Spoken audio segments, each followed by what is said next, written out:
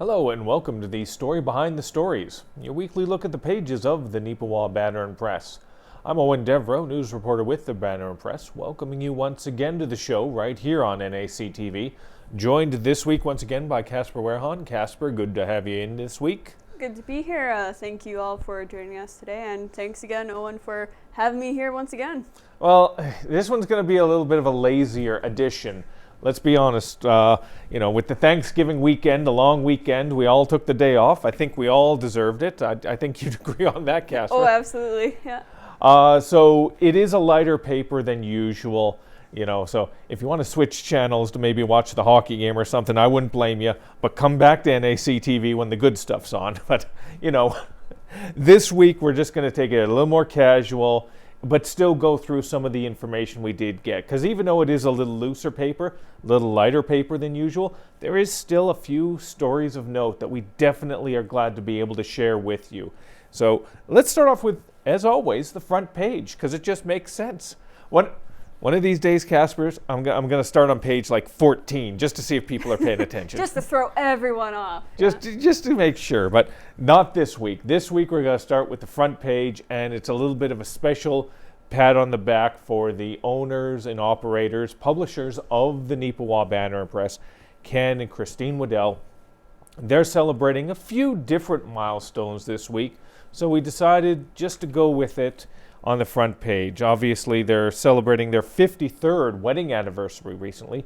Congratulations to them on that. As well, the 33rd edition of the Neepawa Banner.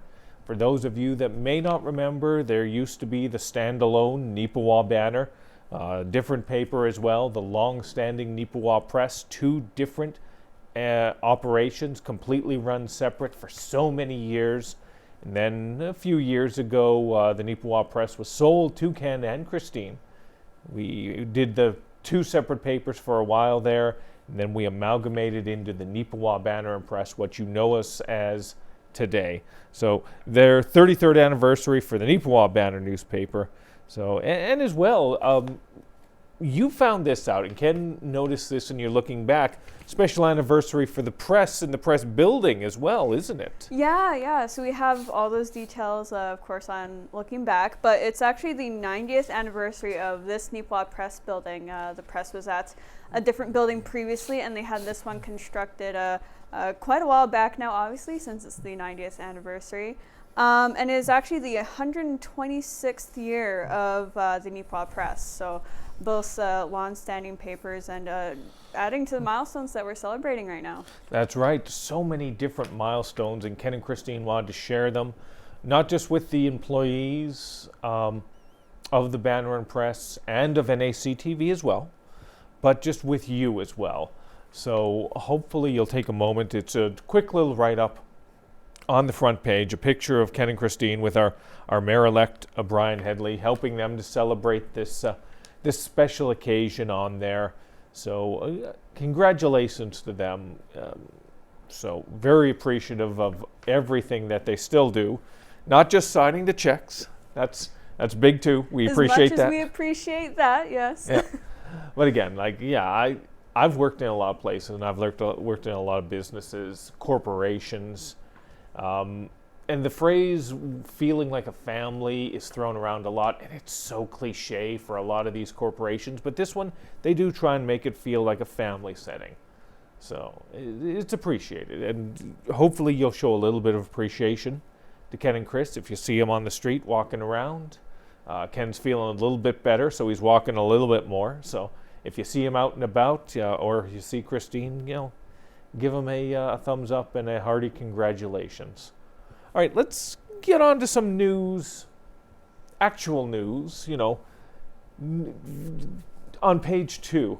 It's a bit of work going on. And as we record right now, Casper, I'm a little scared that work's going to get stymied, because there were little droplets, flicklets of snow coming down just before we started here. Yeah, and that's been happening here and there for the past, I think, couple weeks. So there's been a couple days where it's been trying to snow, unfortunately. So hopefully that stays away and work on Davidson Street here, just right beside us, will continue, and we'll be able to see those roads fully paved. That's right, because we're talking about some of the work going on Davidson Street.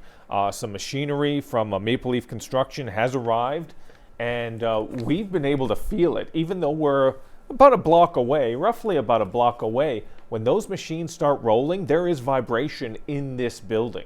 You can feel it in your chair type thing. So hopefully anyone who's going to the library or going to the daycare, hopefully maybe the daycare took a week off or something on that, because I'd hate to see, or maybe the kids think it's a game, like a bouncy castle of some type.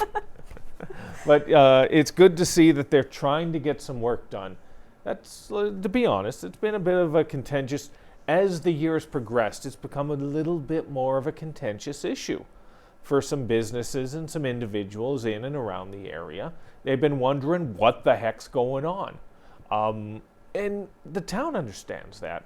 I'm not going to say who, what, or whatever, and because I don't want any individuals to sort of get a brushback on this, but we hear things. We can't report everything because of confidentiality or because we can't confirm it. But this is one of those things of, we'd love them to come here, but when they get a check from highways or they get a check from somewhere else that is twice the amount we're able to do, these businesses, they're going to take the big check. You can't completely fault them on that. I mean, this is a cash money business when it comes to construction and work like this, and it's seasonal. So you've got to get the big money payouts when you can. It stinks for us personally, in my estimation, because we want to see those roads done. We want to see them looked after, but they got to look out for their best interests. That's not sugarcoating it. That's the truth. They're a business, and they've got to make business decisions. Now, you might come back and say, well, then it's the town's fault. Well, what do you expect the town to do? A town the size of Neepawa has only so much budget in which they are able to do these types of things. Now, they take these contracts and put them out to businesses that have the equipment, have the technological expertise to be able to do something like this in an efficient manner. Now, there's some cities that do it. Winnipeg, I believe, has a portion of its budget that goes towards its own inside contracting. I believe, Casper. I think so, yeah. Yeah, but a lot of smaller towns like us, we're not able to afford that equipment. We can't keep it on standby, have it out like that, because it would cost more to keep it than it would be to use it, ultimately. So it stinks. We got to work with what we can work with, and hopefully they get the road done. I'm a little fearful of that, Casper, and we talked about this, like with this little droplets of snow coming down. What's your take on getting there said and done? Oh man, I have my fingers crossed, because I mean, I usually try not to expect snow until, if we can, at least Halloween, but if possible, like mid-November. So it's happening pretty early this year. But no, definitely looking forward to hopefully having these roads done like soon. Yeah. Before the snow hits. And then it's just like done, it's out of the way. And we can get back to using that road again. Businesses can, rely on that space for parking as well. Yep. Kinsman Courts too. And, just easier access going around town instead of having to crisscross or whatever for certain people, especially that perhaps have a harder time getting around. True. And of course, it'll look nice on the town too. So yep. Yeah. So that's something we just got a picture and a cut line on page 2 to go along with the Rotary Club. Neepawa Rotary Club got a special treat recently. They were able to get a insider look at the new police station. So we have a picture of the exterior of the police station. If you haven't seen it, the exterior in essence is completely done. All the landscaping's been looked after. It's been paved. So that's looked after. And there's a picture of the representation from the Rotary Club on October 5th, I believe. They had a chance to go in see some of the facility. It's not completely done on the inside. Some interior work still needs to be looked after, but it is getting looked after. And it's great to see that we are on the cusp of having another major project off the to-do list, I think, at least. Yeah, because I remember this being a pretty big ticket item. So it's been in the works for a while now, and I actually hadn't been down there too much while it was being constructed. I just don't really go to that area of the town, but it's looking really good in the photos here, and I'm kind of curious how it looks inside. It's probably just as spiffy, I'd imagine. Oh yeah. Although I'll be honest, I hope to never have to visit it. Yes. Because if you have, you done messed up. So. If we're going there, let it be official tours only. Exactly. Thanks for letting me see the inside. I hope to never see the inside of this ever again. Now, we were talking a little bit earlier about the road for Davidson and Kinsman Court 2 and the effect it's had on there. We have a very special feature that is in this week's edition of the Banner Press. 4 pages, 4 color pages, emphasizing the history and the work and all the effort that's been put in to get Kinsman Court 2 done from a concept, from a dream, to its final reality. And it is a reality now. That is so important. About 45 modern-looking suites that are now available for seniors from in and around Neepawa. That is a huge domino effect. Those 45 suites are 45 homes that are going to be available potentially to new families moving into Neepawa, to young families looking for their first home, for those new arrivals that want to set up, want to establish roots in Neepawa, and now can do it. The housing situation is a big deal in Neepawa. It still is to this day. There's been so much progress that's been made over the last 2 years. The CN development, the property is turning into a suburb now. You can see it with your own eyes. So that's great, but there's still more that needs to be done. And developments like Kinsman Court 2, which allow for seniors to have that type of accommodation, that comfortable living space, maybe move out of the home that they'd been in, that maybe is starting to get to the point where it's a little too much. It's more space than they need, or it's more work to look after than they really want to deal with. These are the types of trickle downs that are very important for Neepawa. So hopefully you'll take a moment, and if you haven't been in Kinsman Court 2, it's a chance to actually look at some of the pictures and see what you're missing. It's actually pretty nice in there. Yeah, it's a pretty good looking building. I've had the opportunity to be in there a few times, both early on during construction when they were, pretty early stages, getting things settled in and whatnot. But it's progressed quite a bit, and obviously is finished now. Very nice looking suites. I was there for a couple tours. Honestly, quite big spaces. Like, it's hard to capture them in photos because that's, age-old problem. Your eyes can see more than the camera lens usually captures. So it tends to shrink the perspective of it. But they are actually like quite large suites there, and they've got activity room and all that stuff there too. Actually, quite a few amenities. I was actually really surprised what all they have there. Oh yeah, we got a picture of the hair salon that is in there now, because they have their own in-house hair salon, which is, from what I heard, very convenient for all the not to sound sexist, for all the ladies out there that like to get their hair done. It's slight unintentional sexism on my part. My apologies. But I'm sure they could do gentlemen's hair as well, or any individual's hair. Hopefully, it's no matter who we are, we all got the same follicles up here for the most part. Yeah. Although some of us have a little bit less than others. So, but it's great that they've got the sitting room as well, all the accommodations, the fully staffed kitchen with the chef, great food as well. So it feels like a bit of a commercial, I'm sure, for Kinsman Courts 2. Maybe it is, but again, considering I've been covering this and you've been covering it as well, Casper, from the concept, from the announcement to where we're at right now, maybe we should just give them their due on that. I think it's deserved. So great to be able to sort of see a story come to completion and be able to move forward in a progressive way. Certainly, and especially since it has been a project of quite some time. It's been a dream of Grant Lucan's for a while. I forget the specific number of years off the top of my head, but yeah, it's certainly quite a long time.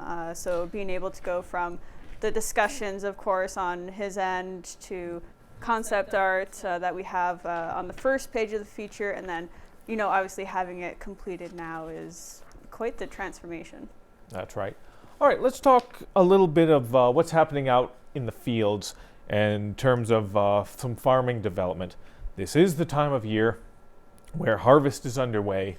A lot of individual farmers, a lot of business farms are getting work done, and certain projects as well for the community are on the go as well. One of the most well-known, and Casper, you'll be able to walk us through it, is of course the Neepawa Airport Farming Project. That is definitely something of significance for our area. Certainly, it's something that tends to take place every year, and for a good cause as well. Profits are split from the proceeds of the crop between the Yellowhead and the Neepawa Curling Club to help them, do what they need to do. And that's been going underway this year again, and was in the midst of getting the combining done last week, actually.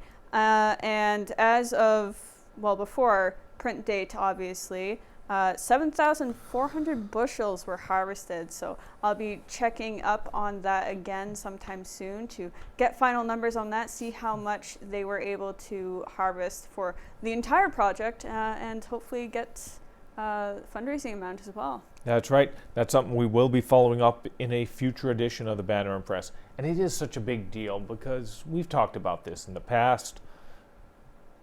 Yellowhead Center, Yellowhead Hall, Neepawa Curling Club, they're all volunteer run. They do get a little bit of money from the municipality, and that is greatly appreciated. But a lot of the day-to-days and the costs and all that are something that are looked after in a plethora of ways. So, and this is one of them. This is a big deal for them to be able to have that type of support to help pay the bills. Because what would happen if the curling club shut down? What would happen if the Yellowhead shut down? They had to shut down tomorrow. I think I can't even envision, quite honestly, how a community the size of Neepawa could do without both of those. I can't fathom it. So these are the types of supports that go a long way to making sure that never happens. So again, we'll be following up, getting the exact numbers in a future edition of the Story Behind the Stories. All right, let's get a little sporty right now. In terms of a couple of interesting sort of concepts. Like, these are sports, but they're not in the way that maybe some people look at them in terms of basketball, baseball, hockey, football. But they're still competitions nonetheless, and that take a lot of dedication and a lot of commitment. The first one is CrossFit. There were a pair of individuals recently that have Neepawa roots that competed at a pair of events in Winnipeg. They were sisters Erica and Sadie McIntosh. Sadie, of course, is still in Neepawa, working at Whitey's Fitness and Body Shop. Erica, I believe, has moved on into Brandon, but still has the Neepawa roots, and they still like to compete in CrossFit. Now, for those of you that are unfamiliar with CrossFit, I'm going to give a very basic explanation. Essentially, it's a competition of endurance. Like, there's certain exercises you have to do for chin-ups, for example, over a certain period of time. There's certain other events like, what is it? You can tell I don't know my Olympic lifting. Clean and jerk or something like that. I mean, the Right. thing where you just whoop, and then you lift it up, and then you whoop, put it down. That stuff, that's one of them as well. So it's really taken off. It's a phenomenon over the last decade that's really just sort of a lot of people are interested in it, and taking part in it. And fortunately for the McIntosh sisters, they were able to compete successfully at a pair of events. Yeah, they were. I believe I highlighted it somewhere, but a couple different competitions on different days, of course. But for one of them, they came in first out of 3 teams in ladies intermediate level. And for another one, which was a higher skill level competition, they were, let's see, 3rd out of 7 teams in the ladies division. So they did really well. I think there was a total of like 60 different teams total in attendance for that one there. So they've both done really well there. And CrossFit's not easy. We did a little bit, I think, in my high school gym class, and oh man, I gotta say, kicked my butt. Well, again, yeah, no, exactly. I got a membership over at Whitey's just to sort of basic workout, just sort of keep in shape, make sure I'm not winded when I walk upstairs type of thing. Yep. But sometimes the class will be going on and you see the intensity, and it's all about functional movement.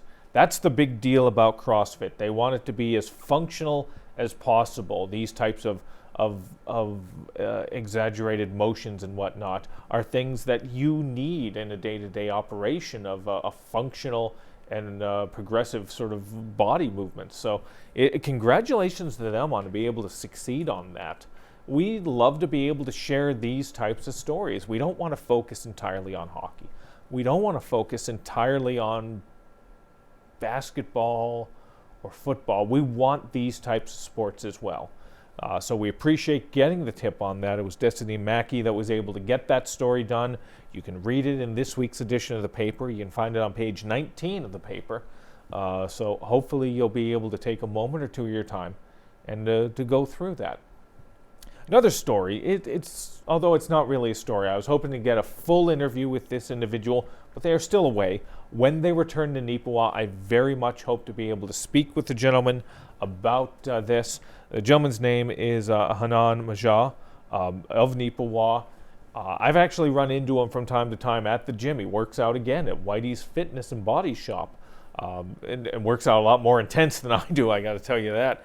But he competes in bodybuilding. And he recently competed in the Canadian Physique Alliance Golden Prairie Cup. It was an event based out of Saskatoon, Saskatchewan, for all types of individuals from Manitoba, Saskatchewan, Alberta, British Columbia, pretty much all of Western Canada was competing there. And he did very well for himself. He finished 2nd in his category, 2nd overall in the men's physique novice category. Now, again, you may not be familiar with the categories of bodybuilding. You may not pay attention to it. For most laymen, the ones they're most familiar with, Arnold Schwarzenegger and all that, that's open competitions. Those are the big boys. Those are the big ones that are as wide as they are tall type thing. And then they have other elements, 2 other elements. One's called classic, which is sort of like the old school 70s, if you know, Schwarzenegger type, you know, more aesthetics. And then there's physique. And this is what Hanan is competing in. Physique is that sort of functional day-to-day sort of streamlined look, but still healthy. Quite honestly, it's the type of look, you shouldn't be caught up, you know, on physical appearance, but for a lot of people, it's probably the type of look they would want in a day-to-day. It's functional. You look like you can still move around. You can still lift your hands up over your head type Right. thing, you know. And you can find the picture. You're probably not going to be able to see it very good here. That's why you need to pick up a physical copy of the Neepawa Banner Press, see the picture for yourself, or go on to mywestman.ca and see it online there and see the work and dedication that he's put in there. So congratulations to him. It's just a photo and cut line this week, but I do hope to be able to sit down with him sometime in the future and talk about sport and how he got into it and whatnot. So congratulations to the McIntosh sisters and to Hanan, both of them competing, all of them competing and being so successful and just putting Neepawa on the map in these different elements. So Yeah, like obviously there's a lot of things that Neepawa can be proud of for its developments and whatnot, and we always enjoy seeing people from Neepawa go on to do things like this as well, and you know, just give us some more things to, I guess, be proud of. That's it. Exactly. Yeah. All right. We've got a few minutes left, so I want to talk about this one as well, something to be proud of. The NACI varsity girls soccer team recently competed in the Zone 7 championship against Minnesota. That'd be a big zone if we were competing against Minnesota. Oh man, yeah, that would be that'd be real big. A little too much travel. But they competed against Minnesota, second year in a row. These two teams have competed in the championship. Second year in a row, it was all tied up after regulation. Second year in a row, they had to go to a shootout to determine who the winner was.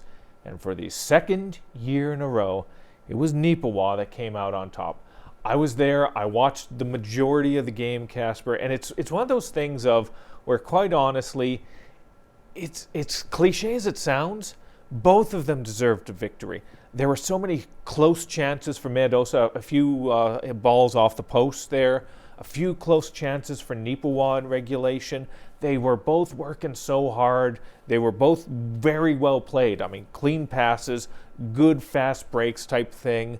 You know, sometimes you win and you don't deserve to win, and sometimes you lose and you don't deserve to lose. And that was one of these ones.